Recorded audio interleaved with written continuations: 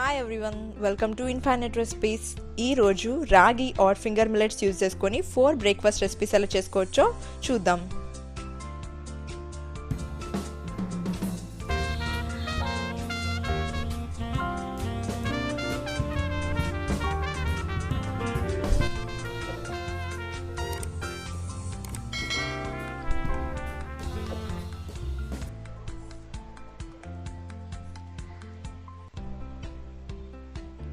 First 2 cups urad dal or మినప్పప్పు తీసుకోవాలి. Same అదే కప్పు యూజ్ చేసుకొని 2 కప్స్ రైస్ తీసుకోవాలి. బ్రౌన్ రైస్ కూడా తీసుకోవచ్చండి.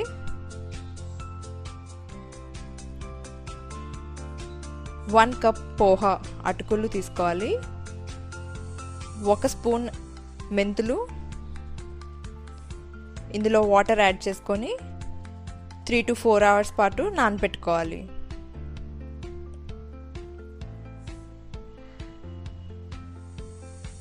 ఫోర్ అవర్స్ తర్వాత దీన్ని మొత్తం మిక్సీ జార్లో వేసుకొని బాగా గ్రైండ్ చేసుకోవాలి. కొంచెం వాటర్ యాడ్ చేసుకోవాలి. మూత పెట్టుకొని గ్రైండ్ చేసుకుందాం. మరీ స్మూత్ పేస్ట్లా కాకుండా కొంచెం గరుకుగానే గ్రైండ్ చేసుకోవాలండి, ఎందుకంటే ఇందులో మనం ఇడ్లీ రవ్వ ఏమి యూజ్ చేసుకోవట్లేదు కదా. ఇప్పుడు 4 కప్పులు ragi flour or finger millet flour, రాగినే ఫింగర్ మిల్లెట్స్ అని కూడా అంటాం కదండి. మీరు రాగి సీడ్స్ ఉంటే అవి కూడా తీసుకోవచ్చు. నా దగ్గర పిండి ఉంది కాబట్టి పిండి యూజ్ చేసుకున్నాను.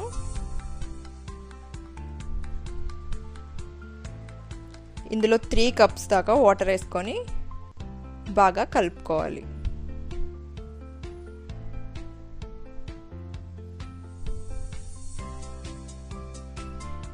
ఎయిర్ బబుల్స్ లేకుండా బాగా కలుపుకోవాలి. ఈ కన్సిస్టెన్సీలో వస్తుంది. ఇప్పుడు ముందుగా గ్రైండ్ చేసుకున్న పేస్ట్ని మొత్తం ఇందులో వేసుకొని బాగా కలుపుకోవాలి.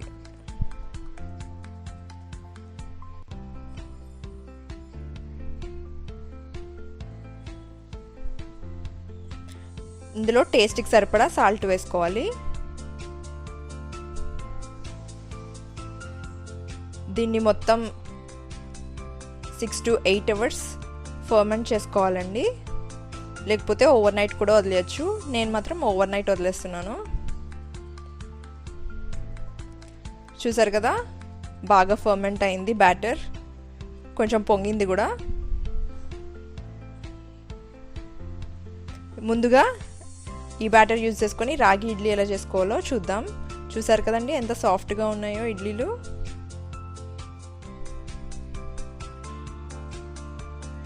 ముందుగా ఇడ్లీ ప్లేట్స్ తీసుకొని కొంచెం ఆయిల్ వేసుకొని బ్రష్ చేసుకోవాలి. గీ కూడా యూజ్ చేసుకోవచ్చు, దీనివల్ల ఇడ్లీలు ఈజీగా వచ్చేస్తాయి.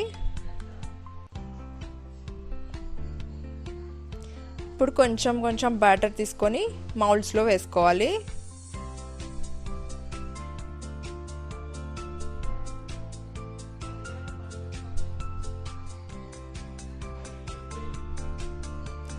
ప్రెషర్ కుక్కర్ కానీ ఇడ్లీ పాత్ర కానీ తీసుకొని అందులో కొంచెం వాటర్ వేసుకొని ఇలా బాయిల్ చేసుకోండి.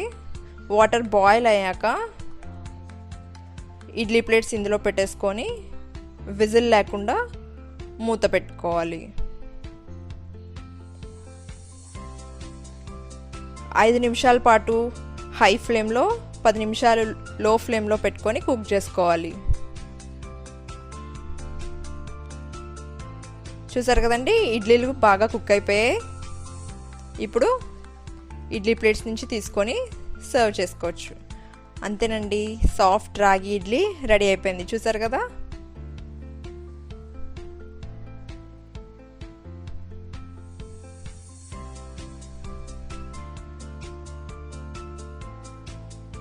ఇప్పుడు క్రిస్పీ రాగి దోశ ఎలా తయారు చేసుకోవాలో చూద్దాం.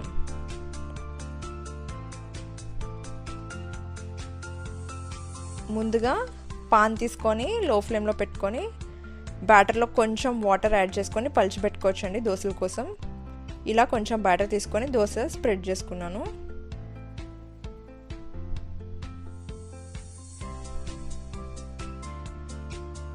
సెంటర్లో కార్నర్స్లో ఆయిల్ యాడ్ చేసుకోవాలి. ఒకవైపు బాగా కాలాక రెండో వైపు తిప్పుకొని కుక్ చేసుకోవాలి.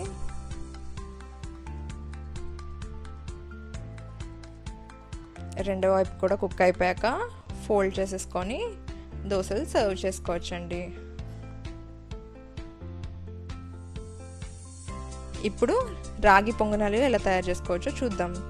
చూసారు కదా ఎలా బాగా పొంగాయో.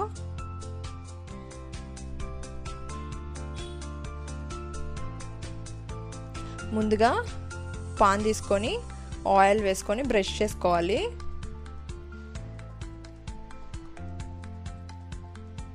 ఇప్పుడు కొంచెం కొంచెం బ్యాటర్ తీసుకొని మౌల్స్లో వేసుకోవాలి. ప్లెయిన్ బ్యాటర్ యూజ్ చేసుకోవచ్చు, లేదంటే ఇందులో కొంచెం onion and green chilli slices కూడా యాడ్ చేసుకోవచ్చు అండి.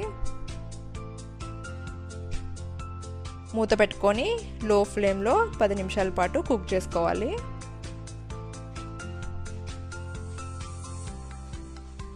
మధ్యలో వాటికి ఫ్లేమ్ బాగా తగులుతుంది కాబట్టి ముందు మధ్యలోవి ఫ్లిప్ చేసుకోవాలి. ఇంకో 2 నిమిషాల తర్వాత మిగతావి కూడా ఫ్లిప్ చేసేసుకోవచ్చు. ఫ్లిప్ చేసుకున్నాక 3 నిమిషాల పాటు రెండో వైపు కూడా కుక్ చేసుకోవాలి. చూసారు కదా రెండో వైపు కూడా కుక్ అయిపోయినాయి. ఇప్పుడు సర్వ్ చేసుకోవచ్చు. ఇప్పుడు రాగి ఉత్తప్పం ఎలా చేసుకోవచ్చో చూద్దాం.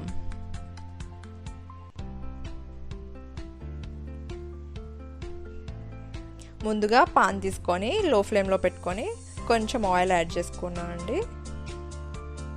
ఈ ఆయిల్ స్ప్రెడ్ చేసుకోవాలి. బ్యాటర్లో కొంచెం onion green chilli slices add చేసుకోవాలి. ఈ బ్యాటర్ కొంచెం వేసుకొని కొంచెం థిక్గా ఉండేలాగా స్ప్రెడ్ చేసుకోవాలి.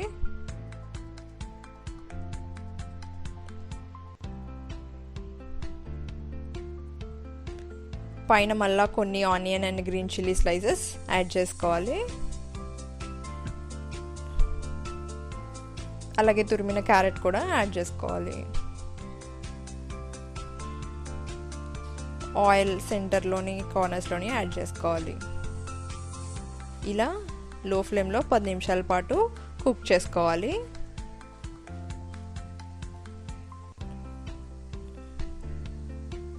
ఒకవైపు బాగా కుక్ అయిపోయాక రెండో వైపు ఫ్లిప్ చేసుకొని రెండో వైపు కూడా కుక్ చేసుకోవాలి.